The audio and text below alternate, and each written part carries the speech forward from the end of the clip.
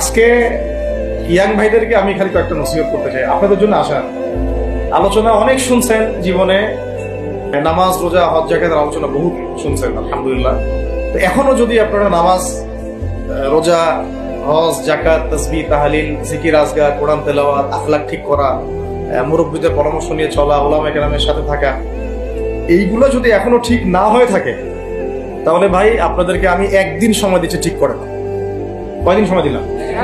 একদিন সময় দিচ্ছি, আপনি ঠিক করে না। সব নামাজ ঠিক করে নেন, নিজের গুনাহের জন্য তওবা করেন, হারাম রিজিক থাকলে ছেড়ে দেন, পরিবার না গড়ে থাকলে পরিবার গড়েন, তারপরে রিজিকে হারাম থাকলে ছাড়েন, আপনার সন্তানকে মানুষ করেন, মুহাক্কিক বরেণ্য আলেমদের সহবতে থাকেন, ওলামায়ে কেরামের সাথে থেকে হাত শক্তিশালী করেন, মাদকের সাথে থাকলে ছাড়েন, গান বাজনার সাথে থাকলে ছেড়ে দেন, যত কবিরা গুনাহ সব ছাড়েন।